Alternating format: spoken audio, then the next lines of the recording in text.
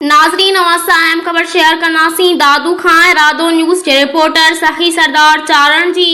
A section थाने जी हद नजम colony में गुजरल डी मल्लाह बिरादरी और मीरानी बिरादरी जी बिन धुरियुनि में जहिड़ो सीधी फायरिंग सबब नौजवान वहीद अली पुट मोहम्मद खान मल्लाह के गोली लगन सबब सख्त जख्मी थी पियो। बिन्ही धुरियुनि जो हिक ॿिए मथां एनसीयू दाख़िल थी वयूं। ए सेक्शन पुलिस उल्टो फरियादियुनि खे गिरफ़्तार कयो वियो आहे। पुलिस मूजिब मुखालिफ धुर खे गिरफ़्तार न करण एफआईआर में म्यूनिसिपल कमेटी वाइस ऐं पीपी सिटी जे सदर